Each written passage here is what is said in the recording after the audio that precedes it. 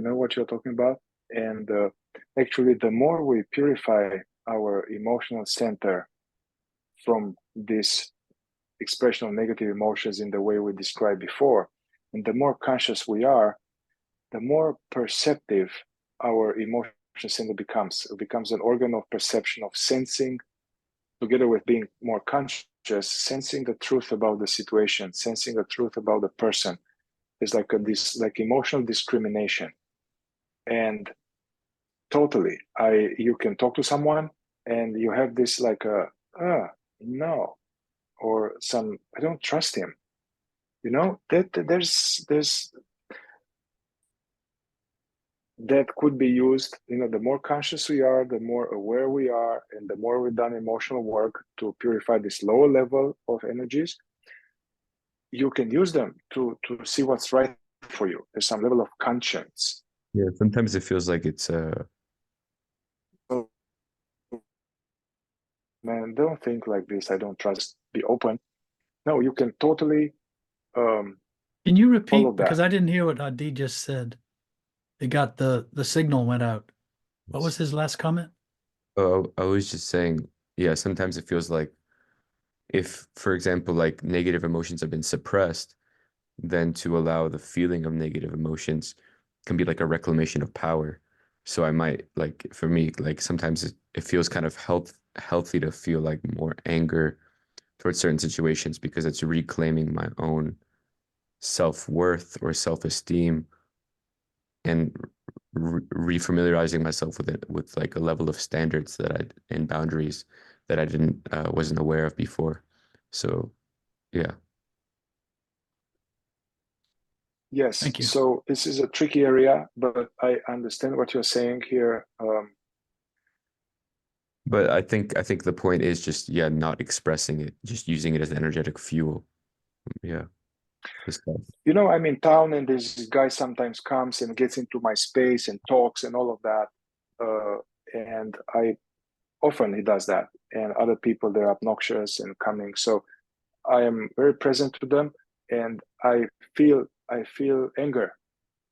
You know, the actual pure anger, healthy anger is when their boundaries are being crossed.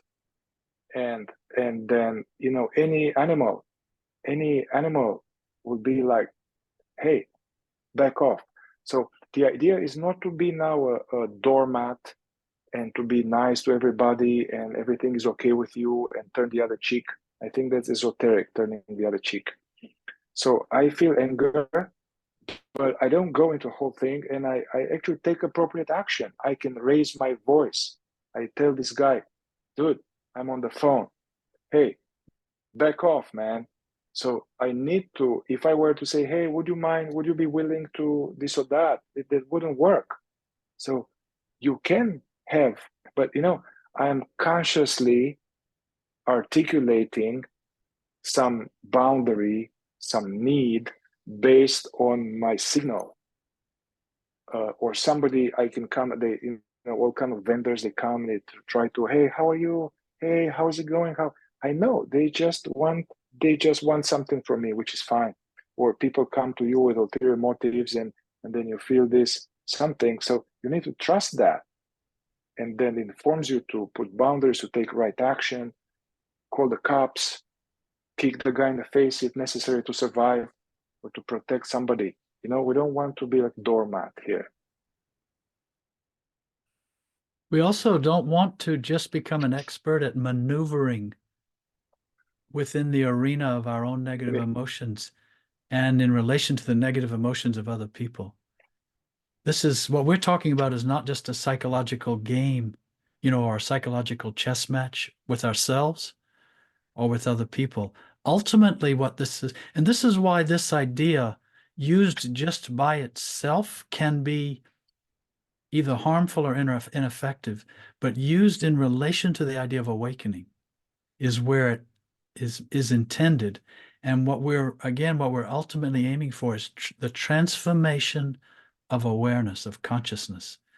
And so someone can harness all this knowledge we're talking about and become quite expert, as I say, psychologically at maneuvering and almost outwitting other people and dodging other people and as you say, reclaiming, you said something like that. And I caution you against that, because on the one hand, that's true, but who's reclaiming what is where, if I were to talk to you more individually, that's what I would say. Who's trying to reclaim what? And may be valid at a certain point to do that, but then there's more beyond even that. It has to do with consciousness itself, awareness itself, not Peter reclaiming his and reestablishing his boundaries. That has its place. That's valid. And as Mihai said, we don't want to become a doormat. But we have to remember, we're not doing all this for its own sake.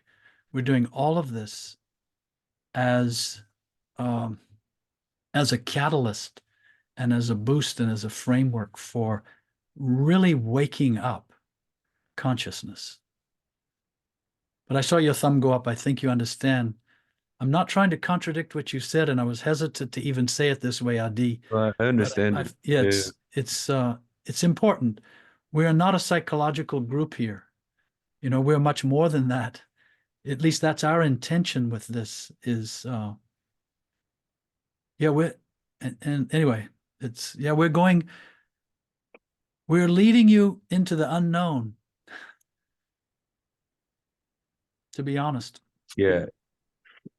I think, yeah, I understand it just in the context of like the context is awakening, and then within that there's like nuances and moments of paradox where like the ego has to play the game of boundary or you know, feeling the experience of power for a second, but always just knowing that after that is practically applied, then there's the release of it.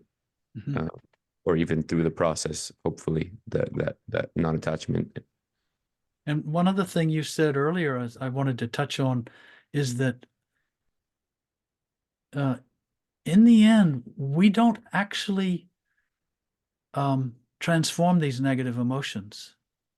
They sort of rid themselves of themselves by virtue of us being more conscious. This isn't a thing we're not doing anything to our negative emotions. This is what's important, I think. We're observing, we're trying to use them as a catalyst for seeing the nature of our psychology. And then we're trying to use all of that as leverage to be more conscious. And then as consciousness gains in mass and recognition of itself, you could say, there's no longer air in the room for negative emotions. And they rid themselves of themselves. They dissolve themselves accordingly. We don't actually do it. We don't do anything to them. And this is very interesting to think about. And that's exactly what we're starting in this effort not to express. Not trying to do anything to the negative emotion inside of us, simply trying not to express it. And this is like a very interesting, wonderful key to pick up this key of the fourth way and unlock this idea of simply not expressing but observing even more attentively and seeing. Mihai? I would like to make a little point here, and then and then Ramiz has questions. A question, yeah, or something, observation. And actually, Ramiz asked me long time ago, actually, as he was becoming interested in the work of Scott Killaby about emotional repression, and he asked me this question 6 months ago about, well, how to integrate the non-expression of negative emotions from the fourth way with the work on reversing repression. Yeah, so I'm going to talk very little here, but this is the right time in some way. Actually, the repression work, repression is different than suppression. Repression is that due to various childhood factors and conditioning and trauma, there is some emotion that it's natural in essence to have was not allowed. And from the very beginning, as an essence, that was not allowed. And then somehow it formed a pattern, a mechanical pattern of that doesn't even come up because it wasn't safe. And then if that will come up, then I will be, I will lose love or safety. So the area of emotional repression is that there's some emotional repression is that some emotion that I don't even feel because it's buried deep down. And that requires some particular attention. And now what we talked so far was things that we feel. You know, we feel anger, we feel we feel whatever, self-pity, we feel irritation, we feel all these things. And all that we talked so far applies to that. But there is this area of emotional repression and I know that this is a big area for people, and there are actually two different areas of work: the non-expression of negative emotions that we feel, and on the reversing the repression of the stuff where we're disconnected from our emotion in essence. Like for me, in somehow early on, I learned both from some imitation as well as from my personal experience somehow early on that was not okay to express anger. Somehow it was not okay, it was not safe, and so it just be stayed in. I will not do that much, you know, for various reasons, as well as sadness and other emotions, you know. And then the problem was that I got to the fourth wave when I was 18, and I learned all about this non-expression of negative emotions. And then I was like, whoa, great. All right. Well, I already got this handled somehow, and I feel good about it. But then later, I realized that there were situations then actually I was angry, but it was kind of pushed down in some way, will come out much later as a volcanic thing. And so I needed to spend some time and do this repression work in order for my essence to re-own this emotion, you know, to have it accessible. Because now if it's pushed down, repressed, that creates a lot of other psychological and somatic issues. But the repression work is different. This is very intentional. It's like you are by yourself or with someone, and you are doing these very clear inquiries to thaw out this buried emotion in an intentional, conscious container. Yeah, it's very different than expression of negative emotion. And we are going to touch about this in another segment, yeah? So I'm not denying the effectiveness and necessity of some of us to do some type of repression work.